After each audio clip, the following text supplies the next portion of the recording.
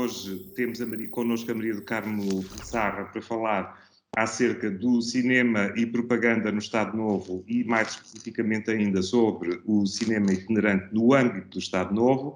Amanhã, por exemplo, teremos o João Teixeira Lopes, sociólogo, e o Luís Fernandes, que têm desenvolvido trabalho na área da psicologia social, para falarem acerca do confinamento, modos de usar, é o título que atribuíram a esta conversa que ambos materão aqui amanhã, a partir das 18 horas. Na próxima semana falaremos com José Manuel Costa, diretor da Cinemateca, sobre toda uma série de questões que decorrem, aliás, em parte da conversa que hoje teremos com a Maria do Carmo Pissarra, que tem a ver com a acessibilidade ao cinema e às imagens em movimento, neste contexto em que as salas de cinema estão fechadas.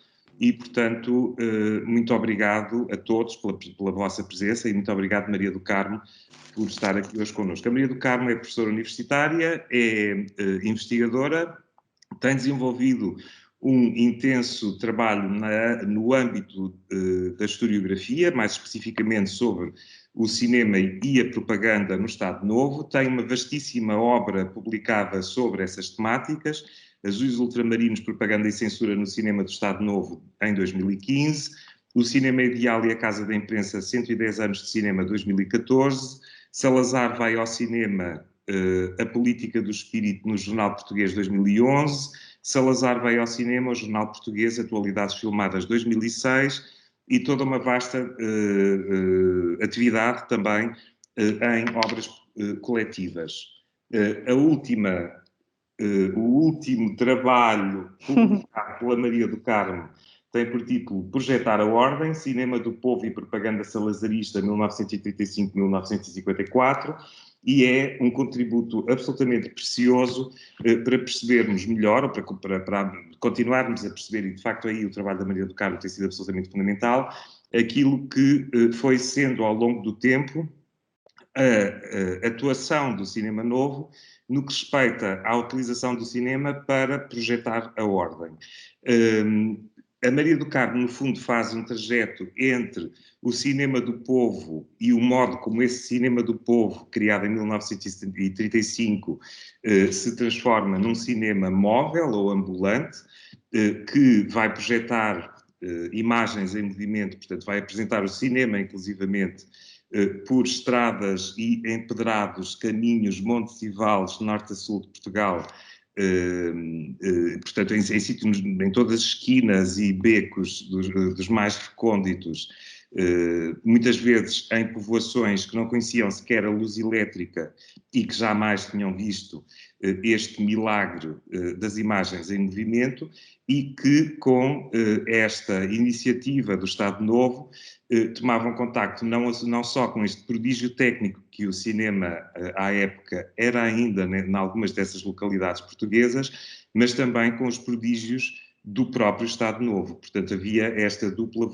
vocação a que este cinema itinerante, no fundo, respondia. Há um sincronismo muito interessante entre este cinema ambulante e a necessidade de projetar imagens do regime por todo o território nacional e aquilo que está a acontecer na vizinha Espanha, especificamente a Guerra Civil Espanhola. Portanto, isso é um aspecto muito, muito, muito, muito importante e que ajuda a compreender e a enquadrar melhor o porquê, as motivações que conduziram o Estado Novo e especificamente o Salazar, que terá afirmado numa outra circunstância qualquer que o cinema era uma coisa horrivelmente cara, apostar, de facto, nesta propalação da obra do Estado Novo através das imagens em movimento por todo o país. Já desde logo um fundamento, enfim, fácil de compreender, que tem a ver com o combate ao comunismo e a promoção do corporativismo. Portanto, essas são duas razões, também elas muito importantes, e que justificam esta atuação do Estado Novo através das imagens em movimento, num contexto onde a maior parte do povo português, especificamente ou especialmente no contexto rural, é um povo iletrado. E, portanto, as imagens em movimento terão tido, de facto, uma importância muito, muito grande para perceber todo o alcance da obra do Estado Novo. É um processo que, ou é uma frente que, de facto, tem uma importância que até agora não era conhecida e que se extingue em 1954. Portanto, em 1954 o cinema ambulante deixa de funcionar e, para além da degradação dos meios técnicos usados pelos caravanistas de imagens como eram conhecidos, havia duas carrinhas, disso falaremos, que de facto asseguravam essas projeções.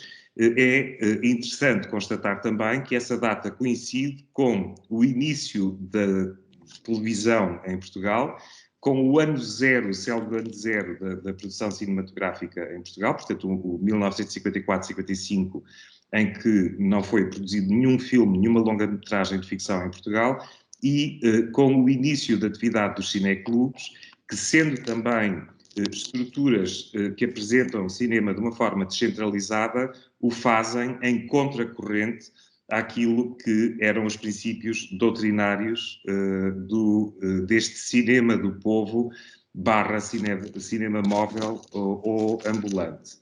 A primeira coisa que eu gostaria de destacar e no fundo, falar com a Maria do Carmo tem a ver com o próprio título do livro, Projetar a Ordem.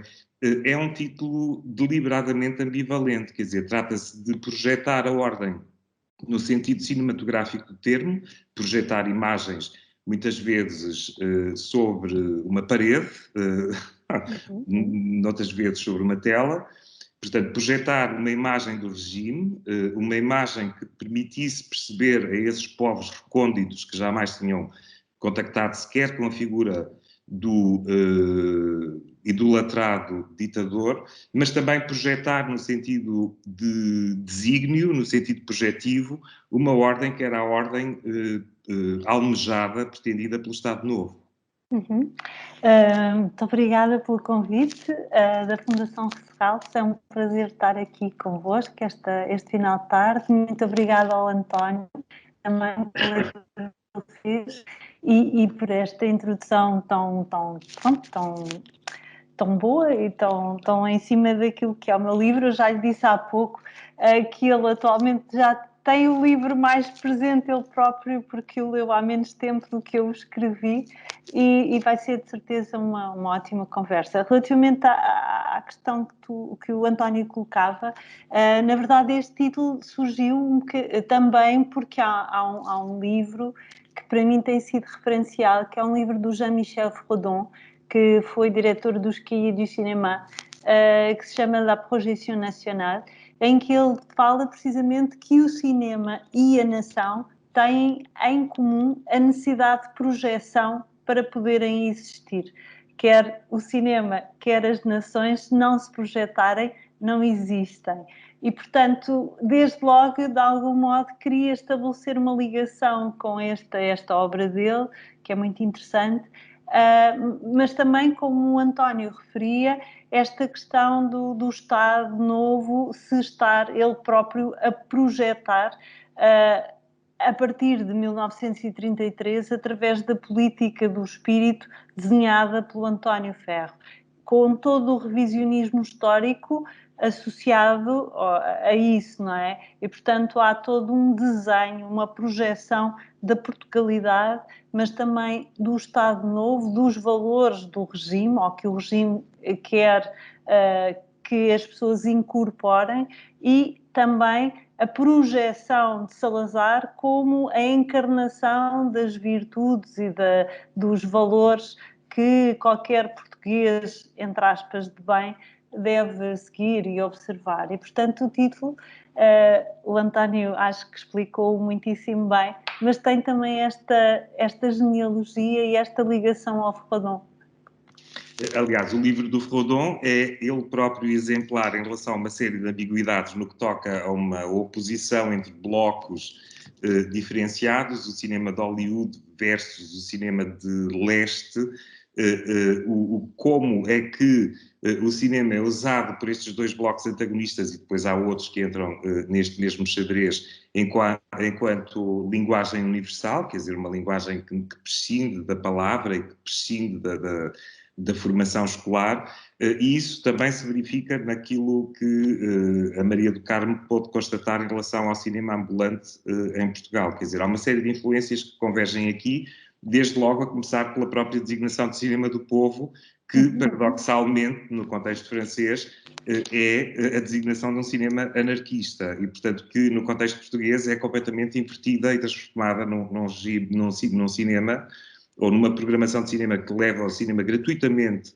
às populações ditas mais pobres ou, enfim, com acesso mais dificultado às imagens em movimento, numa lógica de propaganda e exaltação do regime. Até isso é contraditório. E o James Bond nota isso também muito bem, não é?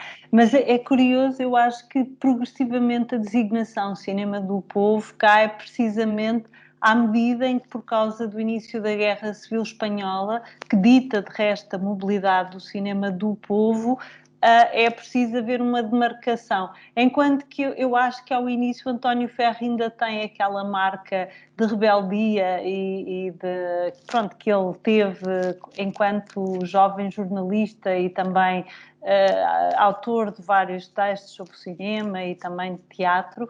Na verdade, depois à medida que ele próprio se disciplina e começa a falar da política do espírito também pela negativa, sendo que a política do espírito pela negativa é a censura, que ele a partir de uma altura começa a recomendar, na verdade a partir do momento em que o cinema sai de Lisboa para fazer este combate anticomunista, esta designação vai caindo precisamente porque tem esta origem francesa do movimento anarquista, mas também comunista. Antes da Primeira Guerra Mundial, de facto, surge em França, ligado aos anarquistas e aos comunistas, um cinema do povo que se queria impor como uma alternativa à produção burguesa dos filmes em que os operários não se poderiam rever. E assumia-se que o cinema era algo necessário, que naturalmente criava muita adesão da parte das pessoas e, portanto, era importante fazer filmes que fossem de encontro às pessoas que seriam o espectador destes filmes, no caso do cinema do povo anarquista francês e também anarquista e comunista, eram filmes que fossem de encontro aos interesses e à vida dos operários, efetivamente. Ora, o cinema do povo do Estado Novo, quando surge, é, creio eu, bastante divorciado da vida das pessoas a quem esse cinema é mostrado e é levado. E isso acontece, aliás, durante todo o cinema do povo. Aliás, o cinema do ambulante do SPN-SNI, quando está quase a terminar, a dada altura deixa de mostrar longas-metragens de ficção e passa a mostrar os filmes da campanha de alfabetização para adultos, que são protagonizados pelo Vasco Santana. E nós poderíamos pensar, com o Vasco Santana, aquela figura que ele interpreta na campanha de alfabetização de adultos, provavelmente eram filmes que iam de encontro ao lado mais popular. Não, na verdade eram filmes que ridicularizavam as pessoas que não sabiam ler e procurava muito, se calhar, dentro de uma tradição negativa que há em Portugal, ridicularizar as pessoas e empurrá-las para ir aprender a ler porque precisamente não deveriam ser ridicularizadas ou não quereriam ser ridicularizadas. E, na verdade, pronto, o cinema do povo português não podia estar mais nos antípodas do cinema do povo francês quando ele surgiu, não é? E pronto... A série de que a Maria do Carmo está a falar tem, aliás, o título sugestivo que é o Zé Analfabeto, não é? Que é protagonizado precisamente pelo Vasco Santana. Mas há diversas etapas que são diferentes em todo este processo da transição entre o cinema do povo e o cinema ambulante. A primeira delas é precisamente essa ambulância, ou seja, a desterritorialização do cinema que deixa de ser apresentado exclusivamente em Lisboa, geralmente ao ar livre e para populações que não teriam alegadamente um acesso tão facilitado ao cinema, para passar a ter uma extensão nacional. Portanto, esse é o primeiro ponto. E depois, por outro lado, a própria programação deste cinema do povo / cinema ambulante, ela própria vai mudando ao longo do tempo e vai respondendo àquilo que são as exigências políticas e ideológicas do próprio regime. há um filme de propaganda que, declaradamente propaganda, aliás, com o argumento do António Lopes Ribeiro e do próprio António Ferro, sob pseudónimo, e que é a Revolução de Maio de 1987, e que é um filme de conversão, no fundo, de conversão dos descrentes, neste caso um perigoso comunista que sucumbe à evidência dos grandes feitos do regime, e depois, bastante mais tarde, já em 1940, a estratégia muda e o Império Português passa a estar na ordem com o feitiço do Império, nomeadamente, e em que, mais uma vez, é um pouco a translação da parábola do filho pródigo para o contexto político português, mas desta vez trazendo também já para primeiro plano a questão do Império, que começava a tornar-se realmente importante, e ela própria definidora de uma entidade portuguesa. Quer dizer, Portugal não era apenas um país, algures no extremo mais ocidental da Península Ibérica, mas era também a cabeça, a metrópole de um império, e esse aspecto era definidor da identidade nacional. E, portanto, para essas populações rurais que pouco mais conheciam, além dos montes que limitavam as aldeias ou pequenas povoações e vilas onde viviam, ficavam a conhecer não apenas Lisboa, que provavelmente era um sítio de que só tinham ouvido falar, os dirigentes da nação, o Salazar e o Carmona em primeiro lugar, mas também a vastidão, a enormidade do Império, que era, no final de contas, Portugal. Portanto, há qualquer coisa de programático que vai mudando ao longo deste tempo, não é? Isto... na programação. Sim, na verdade, ou não fosse o António Ferro, e não tivesse o próprio SPN subordinado diretamente à presidência do Conselho, o que sucede é que o Cinema do Povo começa em Lisboa em 1935, mostrando-se sobretudo nos quartéis militares, nos sindicatos, nas escolas e nas juntas de freguesia, para, de algum modo, começar a fazer esta pedagogia da Portugalidade, não é? Depois, no verão, abre-se e vai para a praça pública, enche o Terreiro do Paço, enche o Mirador de São Pedro de Alcântara e bairros mais pobres, mais operários, como o da Moraria, e há imagens muito... E foi pelas imagens que eu me interessei por este dispositivo do Cinema do Povo. As primeiras coisas que eu vi foram sobretudo fotografias da época e achava impressionante a quantidade de pessoas que estavam a participar nestas sessões, mas depois, com o início da Guerra Civil em Espanha, imediatamente a seguir, o cinema ganha itinerância. A guerra começa no verão de 36 e nos últimos dias de 36 o cinema começa uma itinerância pelo país. Nessa altura só havia um caminhão equipado com a imagem dos congéneres nazis da altura, não é? Estava equipado com um gerador de energia elétrica e com tudo aquilo que era necessário para chegar a qualquer sítio recôndito e mostrar o cinema da propaganda.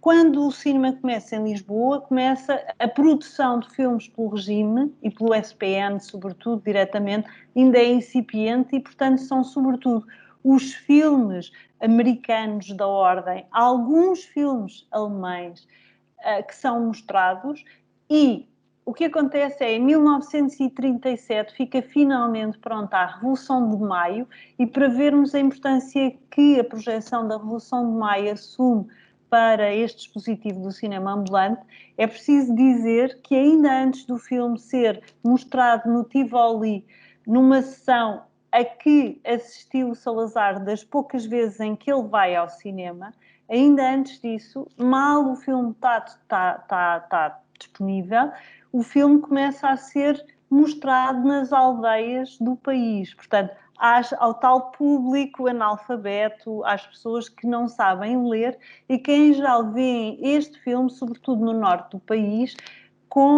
sempre em complemento com uma sessão de doutrinação que é dada por alguém da Legião Portuguesa, por um tipo da União Nacional, por alguém da Casa do Povo, pelo padre ou pelo professor, mas sempre alguém da ordem.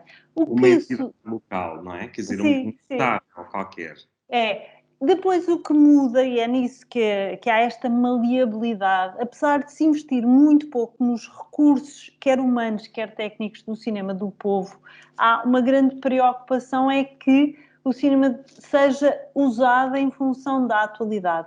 E o que se passa é que em 1939 começa a Segunda Guerra Mundial e talvez seja menos conhecido da maior parte das pessoas, mas a participação portuguesa na Primeira Guerra Mundial se dá por causa do acordo secreto que havia entre a Alemanha e a Inglaterra para eventualmente ocupar as colónias portuguesas e as vir a dividir entre si. Com o início da Segunda Guerra Mundial, há de novo esse risco. E não é por acaso que o Carmona, pela primeira vez, vai visitar as colónias portuguesas. Ele é o primeiro chefe de Estado a fazê-lo depois da implantação da República, não é? E, portanto, o feitiço do Império também passa a circular um bocadinho, e é feito como o segundo filme de propaganda explícita do regime, para cumprir este desígnio, para mostrar aquela coisa que a exposição do Porto, a exposição colonial do Porto, de algum modo definiu, que é Portugal não é um país pequeno, não é? E, sobretudo, o filme, de uma maneira relativamente discreta, acaba por ser bastante anti-americano, porque na altura o risco coloca-se um bocado relativamente aos Estados Unidos e há também, tal como há uma aversão da parte de Salazar em relação ao comunismo, há também uma aversão relativamente ao tipo de capitalismo à americana, não é? E, portanto, nessa altura, por um lado, temos um filme de combate anticomunista e depois temos um filme que é O Feitiço do Império, que acaba por fazer também, e não sei se têm a noção, mas a dada altura há também um mapa que é feito idêntico àquele da exposição colonial do Porto e que usa a imagem, o mapa dos Estados Unidos da América e com efeitos e manipulando faz-se sobrepor os territórios então portugueses, Portugal continental e as colónias, para tentar fazer sobrepor com a América e, numa ilusão de ótica extraordinária, consegue-se quase mostrar que Portugal é tão grande quanto os Estados Unidos. Portanto, estas coisas acompanham sempre estes desígnios políticos e tudo aquilo que o Salazar vai fazendo, não só como Ministro das Finanças, mas sobretudo, a dada altura, como Ministro dos Negócios Estrangeiros. Mas aí, nesse caso que descreve, do Feitiço do Império, os Estados Unidos são um contraponto, isto é um termo de comparação que sublinha ainda mais a compreensão por parte do protagonista, que não tem coisa acima nenhuma que emigrar para os Estados Unidos, porque ele, na verdade, vive num país e num império, isto é, numa potência económica e imperial tão forte quanto os Estados Unidos, e, portanto, não faz sentido essa imigração. Há também esse efeito de comparação. Não é?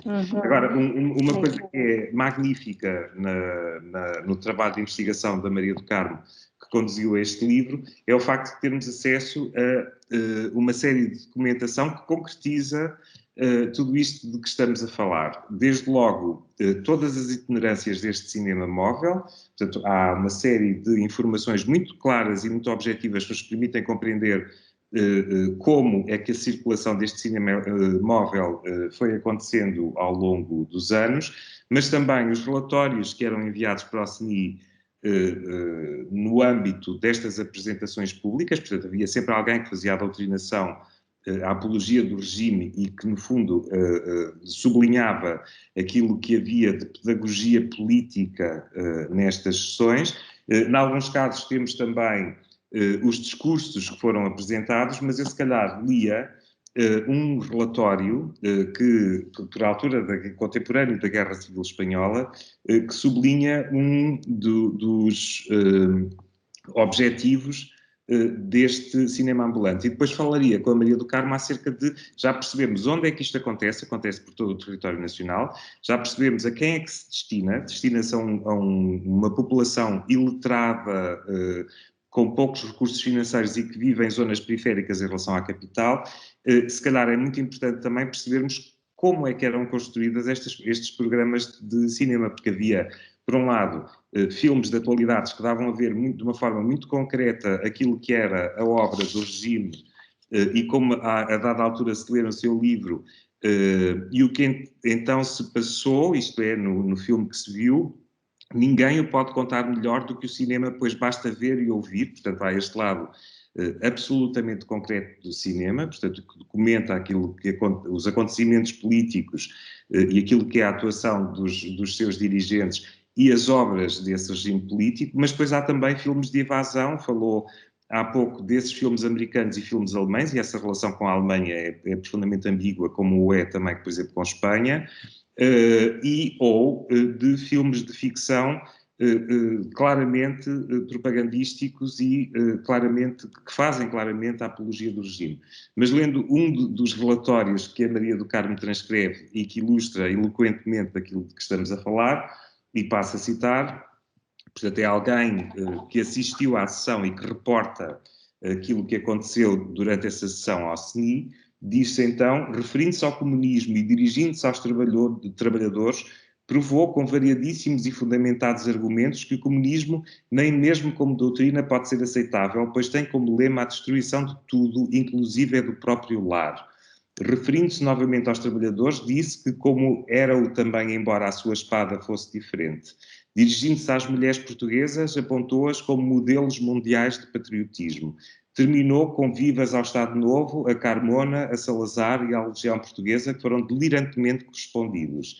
Todas as passagens dos filmes que a isso se prestaram foram aproveitadas para estrondosas manifestações. Portanto, eram sempre momentos apologéticos, nem sempre correram bem, é certo, por razões várias, desde logo esta ideia de projetar a ordem nem sempre foi tão ordeira como se previa e também podemos falar disso, e essa desordem vai desde acusações de falta de seriedade por parte dos ditos caravanistas das imagens, até ao célebre desastre de Friamundo, de que podemos falar também mais à frente, em que no fundo estamos a falar de uma ação de cinema tão acorrida por parte dos espectadores locais, portanto, de Friamundo, que, sob a estupefação de todos, o chão se abateu sob os pés e, portanto, foi uma situação realmente sinistra.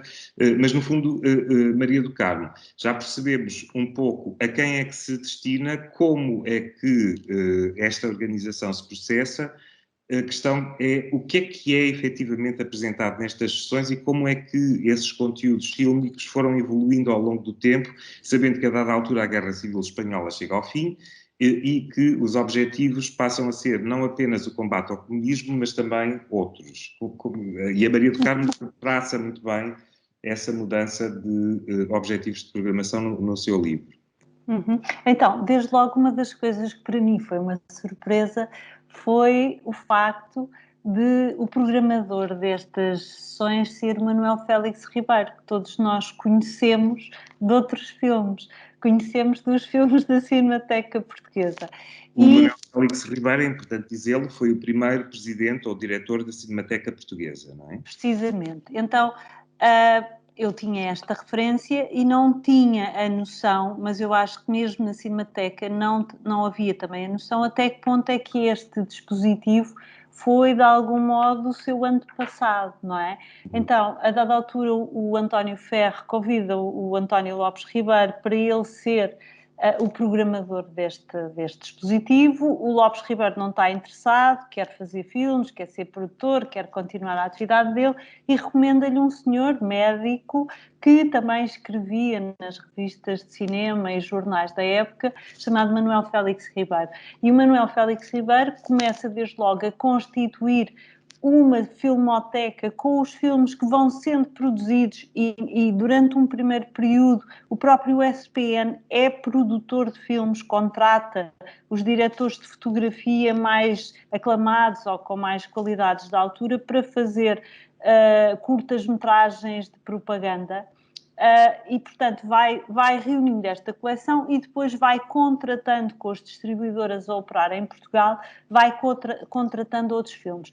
Complementarmente, o subsecretário da propaganda, que é um senhor chamado António Essa de Queiroz, que é descendente do escritor, que escreve, por exemplo, ao ministro da Alemanha em Portugal a pedir-lhe filmes que projetem, uma vez mais, que de algum modo promovam a ordem. Ele não quer filmes que promovam especificamente o nazismo, mas diz-lhe numa carta que querem mostrar filmes que mostrem a importância de um Estado forte e autoritário, não é? E, portanto, vai-se pedindo filmes também aos alemães de maneira a poder integrá-los mais barato, de modo mais barato na programação. E, portanto, depois, entretanto, surge de facto esta produção de filmes ainda SPN, que é da Revolução de Maio e do Feitiço do Império, e estes filmes, sobretudo a Revolução de Maio, são exibidos ao longo de todos os anos 30 e toda a década de 40. Depois, com a mudança que, de algum modo, a Segunda Guerra Mundial, o resultado, à medida que se vai definindo um resultado para a Segunda Guerra Mundial, que, de algum modo, provoca um afastamento das forças do eixo, o cinema ambulante começa a mostrar cada vez mais filmes que são os filmes, por um lado, das comédias que o António Lopes Ribeiro está a produzir e que, de algum modo, também são comédias de sustentação da ordem, e basta ver no Pátio das Cantigas a sequência em que o Vasco Santana leva as crianças para um sítio e está um retrato de Salazar e ele lhes diz: deixo-vos aqui muito bem entregues, não é? Até depois, a pouco e pouco, a produção de filmes de caráter regional, não é? Tipo Um Homem do Ribatejo. Portanto, há progressivamente um maior cuidado, talvez, em ir de encontro àquilo que são os gostos do público mais rural e por isso faculta-se-lhes comédias, filmes regionais ou com essas características que incorporam sempre a tal cantiguinha que o António Ferro abominava, e filmes como Camões, que poderíamos pensar iriam ser exibidos, não foram exibidos. Para mim, mais espantoso foi, a dada altura, ali em 43, 42, 43, foi terem sido mostrados alguns dos filmes mais horríveis, mesmo do ponto de vista cinematográfico, produzidos em Espanha, e que são filmes de propaganda direta ao franquismo, não é? O Raça e o Nada de Novo no Alcazar, que circularam, aliás, em cópias que a dada altura já estavam numa condição absolutamente lamentável, terrível. Mas pronto, há realmente esta primeira fase altamente propagandista, quer ao nível dos documentários das atualidades, quer das longas metragens que complementavam o programa, e depois, sobretudo a partir do final da Segunda Guerra Mundial, há uma inflexão no sentido de dar às pessoas obras que vão mais de encontro aos gostos das pessoas, mais populares. Mas havendo sempre uma espécie de abertura de uma janela de oportunidade no fundo para continuar a mostrar reportagens de atualidades e outros filmes que fazem claramente a apologia do regime. Sempre, sempre. Isso é preciso dizer. Aliás, a minha incursão sobre o cinema de propaganda começa com o estudo de uma coleção de atualidades que agora já está editada em DVD pela Cinemateca e que é o Jornal Português de Atualidades Cinematográficas. E a partir de 1938... o SPN começa a produzir um jornal de atualidades em que se mostra a atualidade de propaganda do regime. Por exemplo, esse jornal de atualidades, o Egas Muniz ganha o Nobel e, por exemplo, isso não é notícia no jornal português. Portanto, o jornal português só mostra aquilo que interessa ao regime, ao secretariado da propaganda, por exemplo, as inaugurações das pousadas de Portugal, a exposição do mundo português, todas essas iniciativas, e às vezes algumas das coisas que interessam ao António Lopes Ribeiro. E o Ricardo Vieira tem, aliás, muito bem, chamou a atenção, ele tem um texto sobre, por exemplo, quando durante a Segunda Guerra Mundial vão passando estrelas de cinema por Portugal, também se faz esse registro, porque a cinefilia do Lopes Ribeiro faz com que isso seja noticiável e, de algum modo, é um bocado a concessão a uma certa ligeireza, não é? Mas, efetivamente, As atualidades vão sempre sendo mostradas, e o Jornal Português é feito entre 1938 e 1951, depois deixa de ser feito porque o Jornal de Atualidades espanhol, Nodo, faz um acordo com a Doppler Film, que é uma produtora portuguesa, e começa a fazer uma coleção que é mostrada também em Portugal e entra em concorrência, e é preciso reformular as atualidades portuguesas, que eram feitas de modo muito irregular, com muitos problemas técnicos, e surge a partir de 53 as imagens de Portugal, que depois também são sempre exibidas. Para além disso, são sempre mostrados os tais documentários de propaganda do regime, por exemplo, a manifestação a Salazar pela paz portuguesa, que é um número especial do Jornal Português, mas também existiu fora parte, numa montagem maior. Como complemento do Aniki Bobó, não é? Sim, exatamente. É um dos filmes que, aliás, em 1945 passa como complemento ao Aniki Bobó.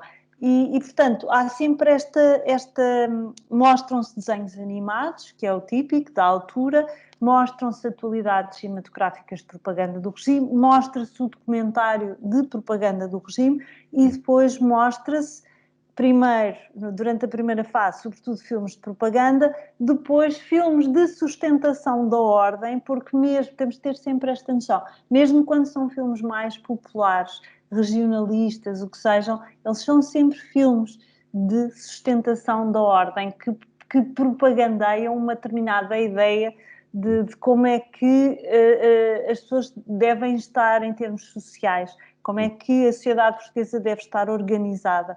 Porque eu acho que a dada altura se compreendeu que filmes como A Revolução de Maio ou O Feitiço do Império efetivamente não tinham a adesão das pessoas e o cinema era, também nas palavras do Salazar, uma indústria horrivelmente cara, e para se fazer filmes, pelo menos que se fizessem filmes que fossem de encontro aos gostos do público e com figuras que fossem conhecidas do público, porque precisamente quer a Revolução de Maio, quer o Feitiço do Império, a dada altura seguem um bocadinho uma linhagem que o Lopes Ribeiro admitiu, do Camicia-Nera, que é um filme de fascista, de propaganda, em que precisamente se usaram atores que não eram conhecidos do público, precisamente porque não se queria que as pessoas identificassem os atores e os conotassem com as comédias à italiana ou à portuguesa, neste caso, não é? Portanto, não queriam o Vasco Santana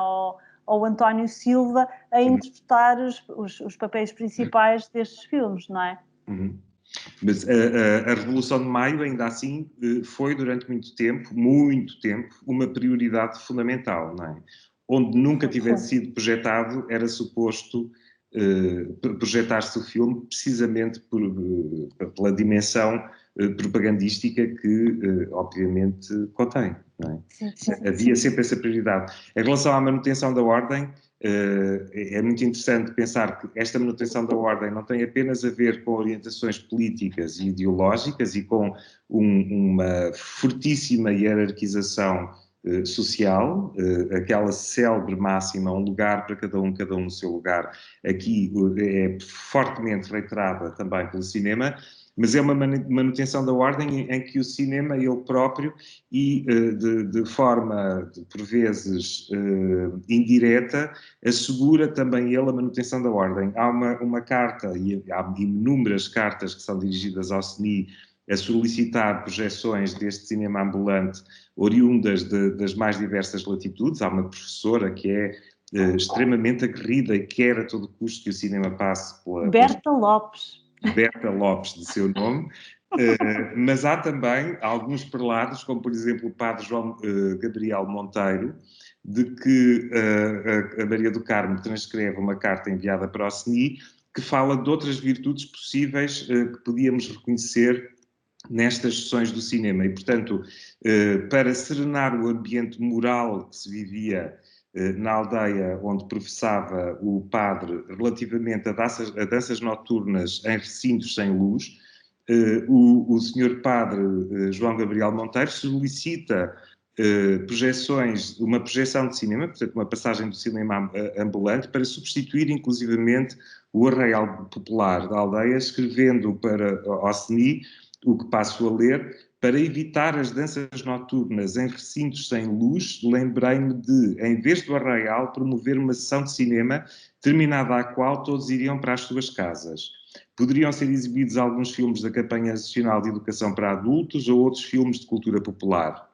Deste modo, evitaríamos muitos males e, ao mesmo tempo que nos enquadrávamos dentro do espírito das determinações do nosso venerado prelado, dávamos a esta gente uma ocasião de elevar o seu nível cultural. Isto não é inteiramente verdade. O objetivo do cinema ambulante não passava minimamente pela elevação do nível cultural, não é? Quer dizer, não havia propriamente qualquer tipo de pretensão ou propósito formativo ou educacional nestes programas de cinema, não é? De todo, aliás, a própria campanha de alfabetização de adultos, quando é concebida de uma maneira completamente... É uma campanha para expor os ridículos às pessoas que são analfabetas, o seu ridículo, e não são feitos filmes que sejam pedagógicos ou que vão no sentido de ajudar as pessoas de algum modo a ganhar algumas letras ou alguma cultura. E, portanto, de facto, no caso das sessões de cinema ambulante, eventualmente com o Teatro do Povo, que é um dispositivo que vai também sendo usado paralelamente, a situação seria diferente, não sei, mas relativamente ao cinema do povo, ao cinema ambulante, de facto aquilo que acontece é que, de algum modo, há uma espécie de esvaziamento das pessoas, da cabeça das pessoas, ser projetada na cabeça delas, como uma tela em branco, aquelas ideias do que é o regime, não é? Daquilo que o regime entende que são os valores sãos e morais, e para além, por exemplo, da propaganda anticomunista, há a propaganda, a promoção das casas do povo, não é? Que na altura são criadas e, portanto, pretende-se que as pessoas adiram e paguem aquilo que é necessário para serem da casa do povo, porque também, se não forem da casa do povo, vão ser preteridas quando for necessário contratar mão de obra. As pessoas que não são da casa do povo não serão contratadas para fazer trabalhos públicos. Portanto, há sempre uma natureza muito mais castigadora e de pôr a ridículo as pessoas, e as pessoas no seu analfabetismo, na sua simplicidade, do que efetivamente elevá-las e dar-lhe algum tipo de formação. Aliás, nós sabemos que Salazar não era propriamente um defensor da educação e de dar às pessoas muitas letras, não é? E se nós formos ver, é muito fácil ver, eu tenho essa noção por causa também da aldeia da qual são os meus pais. Há mesmo na família, da minha família, de onde eu venho, uma espécie de recuo na alfabetização, não é? Se a minha avó tinha sido a professora da escola primária, depois o filho dela já só fez a 4ª classe e tudo isso decorre a partir do momento em que o Estado... Se a Primeira República promove um determinado tipo de acesso à educação, depois durante o Estado Novo há um enorme recuo desse ponto de vista, não é? O cinema naturalmente também vai cumprir não esse papel de elevação cultural, mas pelo contrário de estupidificação, ou pelo menos a palavra talvez seja um bocado forte, mas de facto aquilo que se pretende é usar o cinema para condicionar o modo como as pessoas veem a realidade nacional. E se veem a elas próprias nessa realidade. Porque é uma das coisas que o Fernando Rosas também tem sempre sublinhado, é a ditadura, para além de ter determinado politicamente as liberdades das pessoas, organizou-lhes os tempos livres e também nos tempos livres não lhes deu espaço para elas pensarem e para elas de algum modo se recriarem também culturalmente. Isso que diz é porventura extensível a muitas das imagens que nos rodeiam hoje, não é? Mas se calhar podemos ver imagens daquilo de que estamos a falar e que a Maria do Carmo recolheu e que integram o livro, e desde logo, por exemplo, imagens das plateias deste cinema ambulante. E os números são absolutamente impressionantes, quer do ponto de vista do número de sessões que cada uma destas campanhas produziu, como também do número de espectadores, não é, Maria do Carmo? É absolutamente impressionante. Quero falar-nos um pouco sobre isso. Ali víamos um cartaz, que deixámos entretanto de ver, que é ele próprio bastante eloquente quanto aos propósitos e ao horizonte deste cinema do povo, mas se calhar podíamos falar também sobre essa dimensão, que são os números, que é um fator absolutamente importante, tanto que eles são constantemente apresentados, não é? Em relatório. Este cartaz é um cartaz de 1945 e é muito, muito claro. E diz que 4 milhões de pessoas viram cinema ambulante levado pelo SPN SNI, na altura já era SNI. Por exemplo, em 1945 o cinema ambulante vai pela primeira vez aos Açores, onde passa 5, 6 meses, e mostra-se a quase 300 mil pessoas. É frequente que as sessões de cinema ambulante tenham uma audiência da ordem das 3 mil pessoas, e é preciso dizer que não se limitam a ir as pessoas da aldeia, as pessoas das aldeias vizinhas vão também. Aliás, isso causa sempre muitos problemas, porque, por exemplo, às vezes os caminhões avariavam ou havia algum problema, por exemplo, mesmo com o estado da cópia que ia ser projetada, ou avariava o sistema sonoro, as avarias vão sendo recorrentes. E há também cartas de protesto mesmo para o secretariado, por causa disso mesmo, porque as sessões eram sempre promovidas e eram dos papéis. Os presidentes das câmaras previamente escreviam a todos os presidentes de juntas e para as casas do povo, de algum modo, para organizar a ida dos camponeses ou dos operários ou dos mineiros a estas sessões, porque efetivamente pretendia-se ter o máximo de pessoas possível. E também por causa disso, o cinema não circulava durante todo o país, circulava sobretudo nos meses em que não chovia a partir de tanto, não é? E, portanto, em geral, as sessões eram de março até novembro, para aí, não é?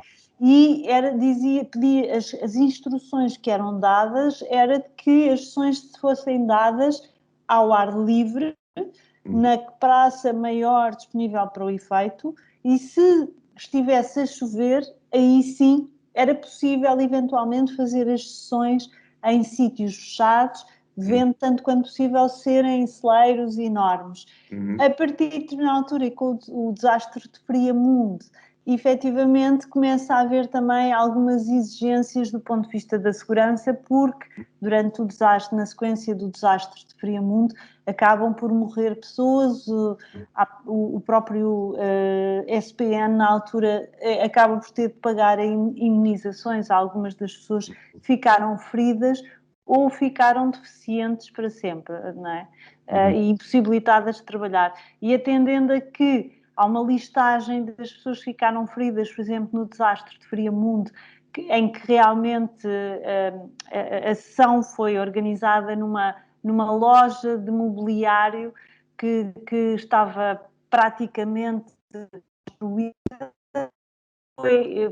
Passou-se no primeiro andar e o recinto estava de tal modo apinhado que o chão, que era novo, cedeu e muitas das pessoas ficaram esmagadas, aquilo caiu tudo, havia pessoas sentadas nas janelas do edifício e realmente houve pessoas que ficaram em muitíssimo mau estado, e a listagem dos feridos mostra que em geral são pessoas com profissões extraordinárias, pronto, ao nível popular, não é? São camponeses, são pessoas com profissões ao nível do artesanato, e são essas pessoas que depois ficam impossibilitadas de ganhar a vida, não é? E sabemos que na altura não havia propriamente contratos de trabalho. Uhum. Os números não eram de qualquer modo nem sempre eram consensuais, não é? Falou há pouco dos 300 mil espectadores nos Açores, não sei se a Maria do Carmo foi verificar se haveria 300 mil habitantes nos Açores nessa altura. Não fui, mas eu acho que a contabilidade deles também era feita, ainda hoje se faz este tipo de contabilidade, é que em alguns sítios as sessões foram repetidas. Portanto, os 300 mil espectadores, por vezes, são sempre os mesmos espectadores. As sessões tinham tal êxito que houve autorizações, já isso não se passou no continente. O cinema tinha uma rota que era definida pelos governadores civis. Todos os anos pedia-se ajuda aos governadores civis para definirem, em função de um caderno de encargos definido pelo secretariado, para definir um itinerário, mas efetivamente, e sempre dando prioridade a povoações onde não houvesse cinema e, tanto quanto possível, onde as pessoas nunca tivessem visto cinema, precisamente porque se pretendia ter um determinado tipo de efeito.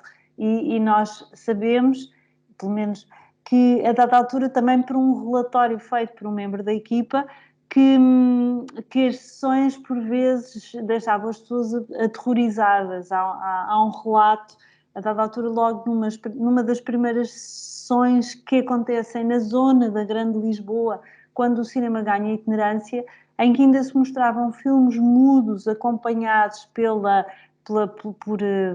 apresentação de discos, que as pessoas, quando estavam a fazer testes e a pessoa responsável pelo som pôs um disco, desataram todas a fugir, a dizer é o demónio, e entretanto, pronto, há esse relato do acontecimento, porque a equipa era obrigada a manter esse registro. Mas, de qualquer modo, todos no diário do cinema, a pessoa encarregue de fazer o relatório devia dizer sempre, fazer um cálculo aproximado da quantidade de pessoas que estavam a assistir à sessão. Uhum. E, para além disso, de caracterizá-la socialmente. Portanto, nos relatórios dizia-se, sobretudo, camponeses, mineiros, algumas pessoas da Legião Portuguesa. Havia sessões em que havia imensa gente, os miúdos da mocidade portuguesa, ou uma forte presença de legionários também. E, portanto, tudo isso vem descrito nos relatórios. Portanto, os cálculos eram assim, a olho, não é? Em alguns casos não corresponderão completamente, em alguns casos também identifiquei algumas falhas, mas até às vezes para baixo, terá havido enganos de contabilidade, porque depois o Félix Ribeiro processava toda esta informação e enviava informações para os jornais. E havia jornais que publicavam ipsis verbis aquilo que era enviado pelo secretariado. Estou a falar de um jornal que era o Diário da Manhã, que era o jornal oficial do regime, mas não só. Havia imensos jornais na altura que publicavam as informações que vinham do secretariado, tal e qual, e não questionavam minimamente essas informações, ou pelo menos não omitiam, não é? E, portanto, havia, de algum modo, havia uma grande facilidade da parte do secretariado em fazer passar a sua mensagem. E é curioso também esta questão, por um lado, das pessoas que estavam nas cidades iam lendo nos jornais notícias sobre o enorme êxito que era o cinema ambulante nas zonas rurais, e por outro lado, nas zonas rurais, as pessoas iam vendo as atualidades cinematográficas filmadas pelo regime em Lisboa e às vezes no Porto. E através disso, havia uma realidade, não é? Toda manipulada e orquestrada pelo próprio secretariado, toda filtrada. E deste modo conseguia-se, através da imprensa e através do cinema, e claro, depois a rádio também teria o seu papel, conseguia-se ir criando esta enorme ficção do que era o Estado Novo também. Aliás, todos nós, se calhar, lemos o livro do Saramago, Levantado do Chão, que também explicita de algum modo como é que as grandes manifestações eram organizadas, e isso também se aplica, por exemplo, às sessões de cinema ambulante. É preciso, de qualquer modo, dizer que este espetáculo era muitíssimo popular e há sempre imensos pedidos de imensas juntas de freguesia, de várias entidades locais a pedirem, por favor, para que o cinema ambulante os vá visitar novamente, ou pelo menos repetir a projeção de um filme que ficou a meio. Às vezes até pedem, por favor, mesmo a Revolução de Maio, porque efetivamente para uma população que não tinha acesso a acontecimentos culturais, era das poucas coisas efetivamente que estava ao dispor e, portanto, as pessoas realmente pediam também para ver para haver apresentações. E, curiosamente, eu procurei sempre encontrar pessoas que pudessem testemunhar sobre estas sessões, se tinham assistido, como é que se processava, como é que tinham vivido aquilo. Um bocadinho como, faz-me sempre lembrar aquele filme O Espírito da Colmeia e aquele início do Espírito da Colmeia. Mas, na verdade, eu acho que para a maior parte das pessoas, ainda hoje há uma imagem positiva do cinema ambulante e na cabeça das pessoas o cinema ambulante era uma coisa boa e é difícil destrinçar entre este cinema do secretariado e os cinemas ambulantes que terão passado por lá. E, portanto, há esse lado. É também isso que deixou um lastro no modo como os portugueses se pensam, se veem, se concebem identitariamente e também naquilo que vamos sabendo que é, pronto, o modo como ficou definida uma ideia de Portugal e da tal Portugalidade, não é? Mas pronto, o José Gil mais tarde refletiu sobre estas questões de Portugal, o medo de existir, não é? E o regime da não inscrição. E, na verdade, eu creio que hoje, por exemplo, o trabalho de alguém como a Susana de Sousa Dias vai sendo fundamental para fazer a desconstrução, por um lado, desta não inscrição e do tal medo de existir, não é? E é um trabalho que eu sinto que está muito por fazer e que eu procurei também com um livro, com este livro, ajudar de algum modo a que pudesse ser feito, não é? Porque, na verdade, também é preciso dizê-lo, é preciso assumi-lo. Quando eu comecei a fazer pesquisa sobre cinema, ninguém fazia pesquisa sobre cinema em Portugal sem citar o Manuel Félix Ribeiro e sem tomar o livro dele, Factos, Figuras e Histórias do Cinema Português, como um livro de referência. Ora, o Félix Ribeiro deixou de fora desse livro a verdadeira história, não é? Ele filtrou. Isso é o que geralmente acontece quando quando há interessados nessa história. Completamente. E o que se passa é que durante anos e anos e anos, porque foi ele que escreveu a história, mas nós também sabemos que é isso. Quando o Walter Benjamin fala da história dos vencidos e da história dos vencedores, não tem a ver, não é uma coisa literal, não é? Tem a ver com o poder de narrar. Quem é que tem o poder de contar a história? E durante anos o Félix Ribeiro foi a pessoa que fez a história, o Lopes Ribeiro também foi uma das pessoas que fez a história, também através da participação dele e dos programas que ele tinha na televisão portuguesa. O Luís de Pina, que também é a pessoa que sucede ao Félix Ribeiro, de algum modo também o faz, bem que eu acho que o Luís de Pina é sempre um homem bastante frontal e assume sempre bastante e não teve tão implicado numa determinada história e, portanto, não precisou também de subtrair ou obliterar, não é? Mas eu hoje em dia acho que é muito importante começar a haver investigação e os materiais estão nos arquivos, às vezes é só preciso ir lá e retirar as coisas, tal como, por exemplo, a da altura no teatro aconteceu. Eu, no meu livro, da autora, faço um agradecimento a um senhor chamado Paulo Tropeiro, que é uma figura absolutamente fundamental no Arquivo Nacional da Torre do Tombo, que sofre de imensas faltas de pessoal, não é? Mas o Paulo Tropeiro, eu sei que foi uma das pessoas, por exemplo, a dada altura, que escreveu para uma série de companhias de teatro a dizer: nós temos as atas relativas à censura das peças de teatro em Portugal. Vocês não querem olhar para isso, não querem ver isto. E a partir daí é que eu acho que começou a ser feito também um trabalho que, aliás, também já teve palco no Dona Maria, relativamente a esta questão da censura ao cinema e ao teatro em Portugal. Portanto, isto tudo para dizer, no Arquivo Nacional da Torre do Tombo há imensa documentação e há muitas histórias para serem feitas. Haja disponibilidade, vontade e às vezes financiamento para o fazer, não é? Eu, por exemplo, demorei 10 anos a escrever este livro porque precisamente dependo de financiamentos e andei durante anos, primeiro com uma bolsa de doutoramento, depois com uma de pós-doutoramento, e portanto é preciso, as pessoas precisam de sobreviver e entretanto estes estudos às vezes estão lá, podem ser feitos, estão lá os materiais, mas é preciso de facto haver vontade e a possibilidade de os fazer, não é?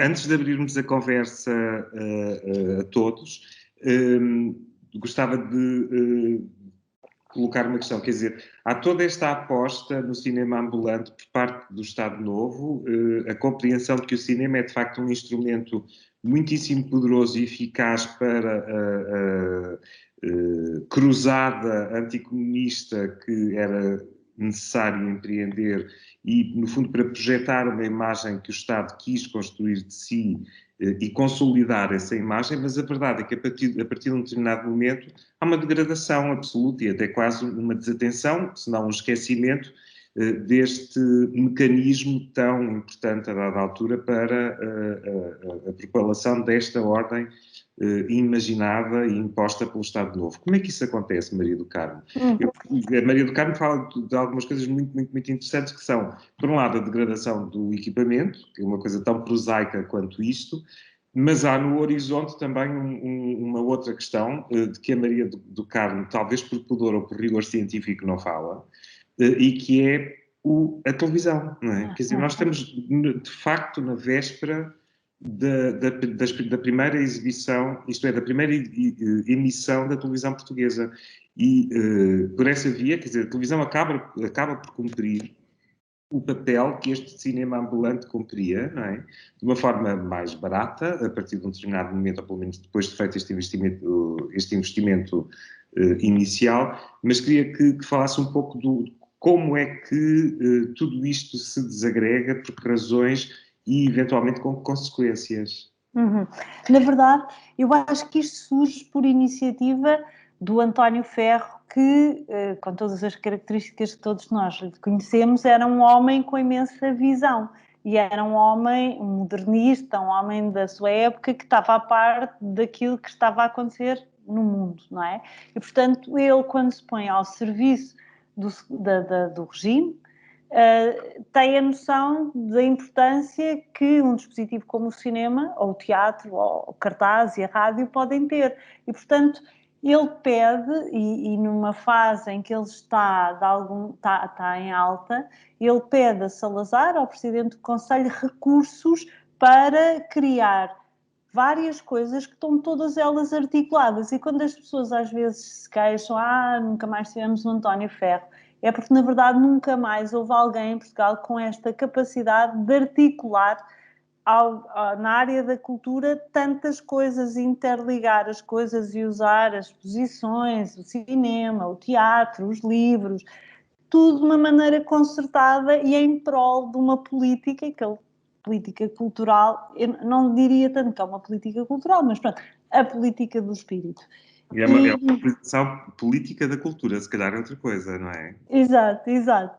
E então, o que acontece é que, na verdade, mesmo António Ferro, que tem, durante algum tempo, bastante poder e bastante influência junto de Salazar, queixa-se mesmo em 1935 de ainda nunca ter tido, ao nível do orçamento, os recursos que lhe permitam fazer tudo aquilo que ele quer fazer. E continua-se, o António Lopes Correia, por outro lado, na imprensa, diz que não se fazem filmes com cartão de alguidares, mas na verdade é sempre isso que é.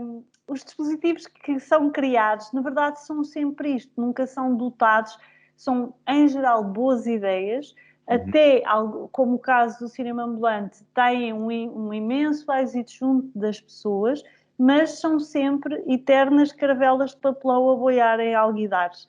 E com o tempo isto vai-se acentuando. A partir do momento em que os artistas se afastam, se distanciam do ferro, a partir do momento em que o ferro começa a cair na consideração do próprio Salazar, à medida que ele se vai afastando e os acontecimentos, os grandes eventos de 48 também já são, quanto a mim, os preparativos para ele sair em grande e para não ser, de algum modo, afastado de uma maneira que seja assintosa. Na verdade, aquilo que vai acontecendo é progressivamente uma degradação de recursos que nunca foram imensos. Depois, ao nível do Secretariado Nacional da Informação, temos a seguir figuras que são baças, ao pé do próprio António Ferro. Temos o Eduardo Brazão, que é uma pessoa que em relação ao cinema não tem qualquer relação, e temos o José Manuel da Costa, que foi secretário de Salazar, depois chefe de gabinete de Salazar, e que é um burocrata, não é uma pessoa que vá para lá pensar em políticas para a cultura. É um homem que vai lá, de algum modo, é uma espécie de mão direita ou mão esquerda, sei lá, do Salazar, e que vai lá um bocadinho para fazer execução orçamental e não me venham com políticas nem com ideias, não é? E realmente há uma degradação dos equipamentos, apesar de tudo, mesmo depois da saída de António Ferro, os vários secretários vão pedindo autorização ao Salazar para substituir materiais que vão, por exemplo, a dada altura arde o caminhão 1 e é pedida autorização para substituir e ela nunca vem. Mas, entretanto, por um lado entra a questão das colónias. A União Indiana em 47 torna-se um país independente da Inglaterra, do Reino Unido, coloca-se a questão de Goa, da mão e Dio, começa-se a fazer pressão sobre o Estado Novo e o regime de Salazar para que esses territórios também sejam anexados. E, na verdade, o que acontece é que o próprio Ministério das Colónias, depois o Ultramar, começa a fazer uma inflexão para, efetivamente, levar, de algum modo, colocar estes dispositivos a funcionar nas colónias. E é assim que se criam os centros de informação e turismo nas várias colónias, os cinemas ambulantes também nas colónias, e a televisão nas colónias é muito tardia, só muito tarde é que está a ser preparada e nunca chegou a ser sequer, chegou a estar a funcionar. E, efetivamente, em Portugal, como o António dizia, começa a funcionar neste período que coincide, efetivamente, com o fim do cinema ambulante. Eu não encontrei, foi por isso também, o livro já estava bastante grande por um lado, mas eu não encontrei também documentação relativamente, e eu poderia ter ido à procura dentro dos cadernos, dos caixotes. É preciso dizer que na Torre do Tombo, por falta de pessoal, em geral a informação não está organizada, não se chega lá, quero os pacotinhos da correspondência, não sei de quê, não. Uma pessoa vai para lá e pode estar dias e dias a pedir caixas de informação, só sabe que aquilo é do secretariado da propaganda ou do SNI e depois está ali a lamber papel, literalmente. E, portanto, eu não encontrei nada que ligasse o fim do cinema ambulante à emergência da televisão. Mas eu acho que uma e outra coisa estão naturalmente ligadas. Mas, se formos ver, por exemplo, as imagens de Portugal, que são as atualidades cinematográficas que, entretanto, são criadas, duram até 1970.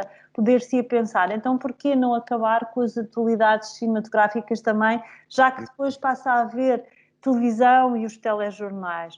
Bem, também, na verdade, porque durante muito tempo, quem eram as pessoas que em Portugal tinham efetivamente um televisor, não é? Será que em todas as aldeias do país havia um televisor? Eu acho que, na verdade, o cinema ambulante acabou antes do seu tempo e antes do tempo em que a televisão efetivamente o podia substituir. Apesar de eu, por exemplo, ter encontrado, a dada altura, absolutamente por acaso, uma carta de alguém, absolutamente de um senhor que tinha um cinema no interior do país e estava aborrecidíssimo porque tinha contratado o Chaimite, do Jorge Bruno do Canto, para ser exibido no seu cinema. E, entretanto, o Chaimite foi o primeiro filme a ser difundido pela televisão portuguesa. E ele ficou chateadíssimo porque veio dizer, então, o Chaimite é um filme feito com o apoio do Secretariado da Informação, e o senhor vem dizer, então, como é que é? Eu sou um empresário da exibição de cinema em Portugal, e vocês, entretanto, criam uma coisa à televisão e põem lá os filmes do Secretariado que eu vos contratei, paguei-vos isso, e agora fico prejudicado porque a maior parte do meu público em potência já viu os filmes, já viu o Chaimite na televisão. Mas pronto, eu acho que durante muitos anos poderia ter coexistido um cinema ambulante, tal como coexistiram as atualidades filmadas com a televisão. Uhum. Não sei se há questões, se alguém quer participar na conversa. Para o fazer, há uma mão que se encontra alguns na parte superior do ecrã e que sinaliza essa vontade de participar, e há alguém que... Pedro Sousa.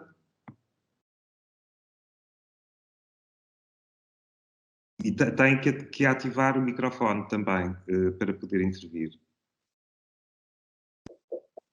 Então, estão a ouvir? Sim. Ótimo. Licença. Eu não vou ligar a câmera por causa de não dar assim tanto lapso. Então, tinha duas questões. A primeira é em relação à questão da literacia do povo e da cultura e da restrição que o Estado Novo acabava por ter. Eu faço assim um pouco uma reflexão que tinham feito também vocês, que é se realmente não há ainda uma continuidade do mesmo, porque muitas vezes a crítica que eu ouço em relação à cultura portuguesa hoje é ainda se manter num certo vácuo, não é? Que não permite uma grande expansão para o público em geral. E aí até há pouco tinha-se falado em relação ao José Gil de Portugal meio de existir. Portanto, de facto, estamos ainda dentro de uma estrutura semelhante, um espectro que não conseguimos exercitar. E em segunda questão, em relação ao António Ferro, eu por acaso eu estudei política e história, então tenho sempre esta questão, porque há aqui um debate grande se o Estado Novo era ou não um movimento de extrema-direita, fascista ou não, blá blá blá. Mas então, de facto, aqui podemos ver que a politização do Estado Novo, em termos de imagem, foi muito diminuta em comparação com outros tipos de regimes. E faço até essa pergunta, porque depois o que realmente vejo em termos da dita cultura portuguesa e o fim da política de espírito é que a partir de uma certa altura vemos muito pouco, não é? Pela da vossa apresentação e conversa, e a única coisa que eu vejo depois da reflexão de Portugal é no cinema novo, não é? O Manuel Oliveira, com o António aqui está bastante presente com a questão, e pronto, depois havia na cultura, talvez com a Amada Negreiros, que tem algumas apresentações na televisão, mas pouco mais, não é? Essa politização, de facto, até na Gênese não estava lá, diria, não? Porque mesmo em comparação, por exemplo, com Espanha, ou Itália, e claro, depois os outros grandes, a Alemanha e a União Soviética, então é incomparável. De facto, havia na Gênese, nunca houve uma questão de grande politização, e pronto. É as duas coisas, obrigado. Muito obrigado. Então, eu vou, relativamente à questão do continuarmos a ter medo de existir, se calhar agora já não temos. Bem, eu vou arrepiar caminho que ia falar um bocadinho do resultado das últimas eleições, mas relativamente ao medo de existir, eu sinto que o ensino em Portugal continua muito a funcionar de um modo que fomenta a falta de sentido crítico e de pensamento próprio e de livre-arbítrio. Pede-se muito aos alunos, desde a escola primária até o ensino universitário, que pensem pela cabeça dos outros e que muitas vezes pensem e digam ao professor aquilo que o professor quer ouvir. Eu, como professora, procuro contrariar isso e procuro tirar as redes aos meus alunos e procuro desafiá-los a eles pensarem pela sua cabeça, e mesmo que às vezes não sejam capazes de me apresentar ideias muito elaboradas teoricamente, acho que é importante debater, conversar. Eu acho que nós continuamos a ter falta destas que acontecem as conversas com serralvos, em que as pessoas estão em espaço público a debater ideias e a partilhar questões e muitas vezes a estarem em desacordo, porque forçosamente eu acho que às vezes temos de estar em desacordo. E eu acho que de algum modo, e é assim, vou dizer, mesmo a escola portuguesa muitas das vezes continua a manter os programas muito idênticos àquilo que eles eram durante o Estado Novo, e talvez isso também não facilite propriamente que combatamos um certo medo de existir, ou pelo menos não tínhamos deixado de parte certas ideias sobre a nossa história, a nossa relação com os outros e sobre nós como país, que estão de algum modo cristalizadas. Continuamos a colocar muito o acento tónico, por exemplo, nos descobrimentos, nisto e naquilo, e muitas das vezes escamoteamos as nossas grandes qualidades como país e a quantidade incrível de poetas extraordinários que este pequeno país conseguiu ter, a quantidade incrível de pensadores e de realizadores de cinema extraordinários que este país consegue ter, dada a sua dimensão e, sobretudo, dada uma questão que é, desde sempre, que é crónica e que é o subfinanciamento da cultura em Portugal e o subfinanciamento da cultura pela cultura e não da cultura pelo oportunismo ou aproveitamento propagandista que se possa fazer dessa cultura, não é? E relativamente àquilo que estava a dizer, eu acho que, efetivamente, em Portugal há, por exemplo, um movimento cineclubista absolutamente extraordinário.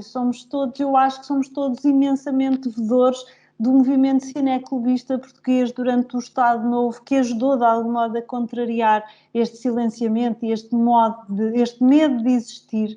Continuamos a dever estar absolutamente gratos a estruturas como o Cineclube do Porto, a quem eu também gostava de deixar uma palavra, fez 75 anos e continua super ativo e continua com uma programação extraordinária e com projetos incríveis, e ainda recentemente está à espera que o confinamento passe também para conseguir fazer o lançamento de um DVD de um filme muito importante que foi estimulado em termos de produção pelo Cineclube, mas francamente eu acho que Portugal tem muitos realizadores muitíssimo estimáveis, muitas pessoas da área da cultura muitíssimo estimáveis, comparativamente, e tendo em atenção os recursos que existem. Agora, quando é um pouco injusto comparar Portugal com países como a Itália, a Alemanha ou a União Soviética, precisamente porque, ou mesmo a Espanha, porque nós em Portugal, por exemplo, ao nível do cinema, nunca tivemos uma indústria de cinema e naturalmente que isso determina que haja muito menor produção de cinema em Portugal do que efetivamente existiu nesses países. Mas também é preciso dizer que é, de algum modo, por não ter havido essa indústria de cinema em Portugal, que eu acho que se criou a possibilidade de surgirem realizadores incríveis como aqueles que nós temos hoje em Portugal e que ganham prémios, que não são prémios menores, em qualquer festival de cinema no mundo, não é? E se nós formos ver quais são as escolas de cinema que eles tiveram, não tiveram assim tantas escolas de cinema quanto isso, não têm assim tantos apoios quanto isso, e se nós pensarmos o que tem sido percentualmente o apoio para a cultura em Portugal, quer dizer, nunca chegámos sequer ao 1% do orçamento do Estado para a cultura em Portugal. Portanto, continuamos sempre a ter aqui. Eu acho que temos pessoas incríveis na área da cultura em Portugal, no cinema também, relativamente àquilo às condições que têm sido dadas para a realização e a produção de filmes em Portugal. Não sei se respondi, Pedro. Creio que sim. Temos mais uma questão, creio eu, não? Sim, de uma senhora Carolina.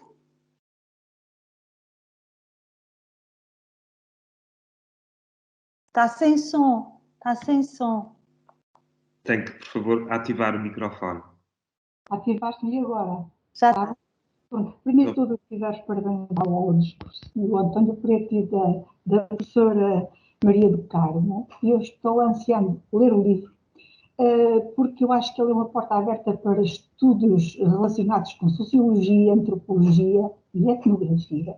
Relativamente, surgiram aqui vários pontos um bocado disfuncionais, pronto. Mas apareceu aqui uma personagem que foi o António Ferro.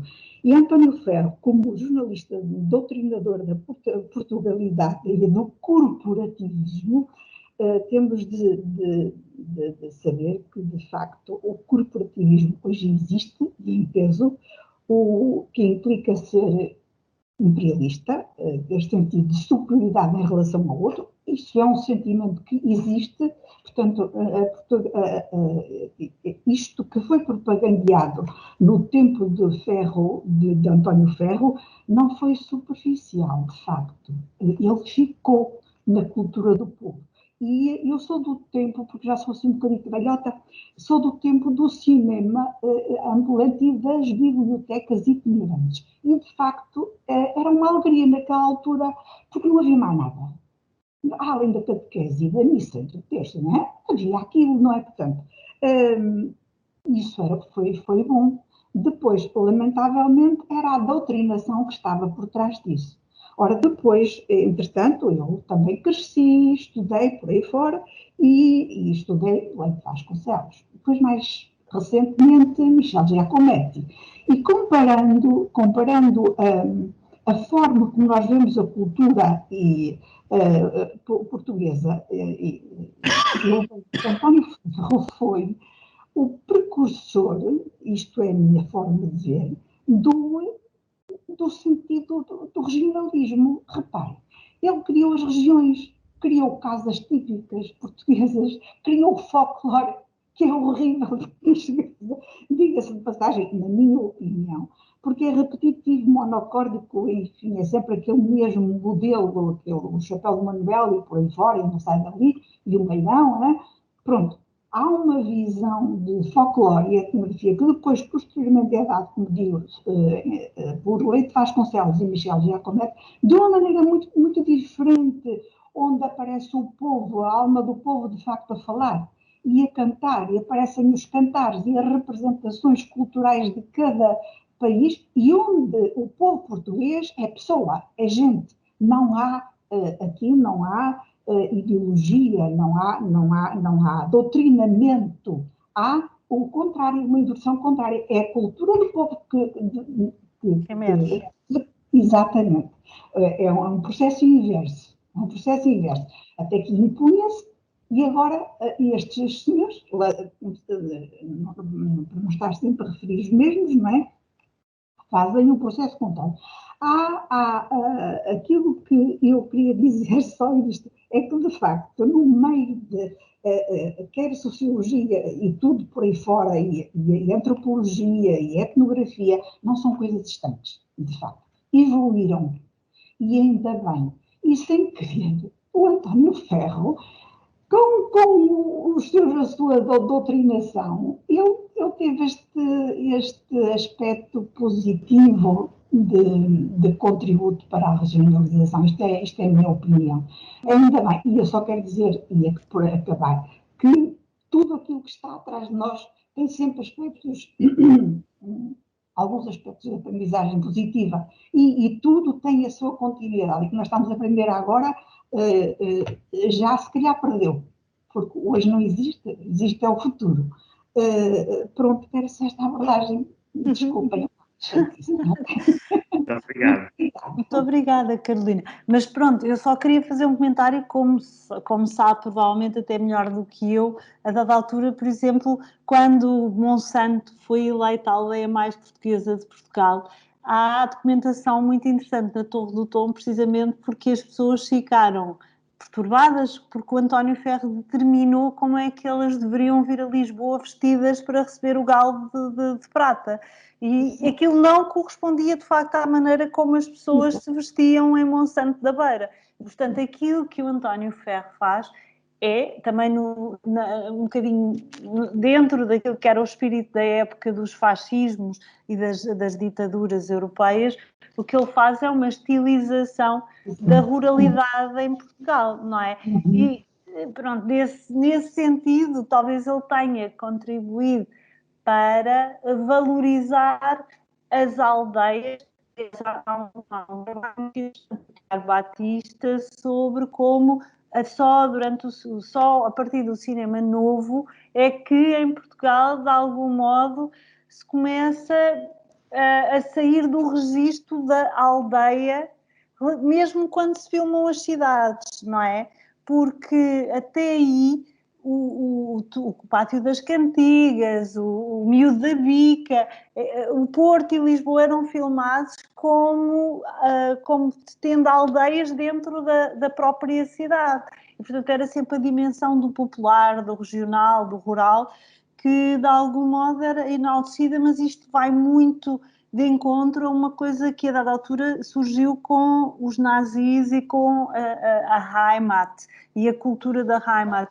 Nós não falámos disso em relação à Revolução de Maio, mas foi absolutamente determinante. Nunca foi falado, mas o filme que inspira de algum modo o Lopes Ribeiro e o próprio Ferro é um filme de um daqueles cineastas que vinha dos filmes de montanhas, o Luís Trenker, que faz um filme chamado O Filho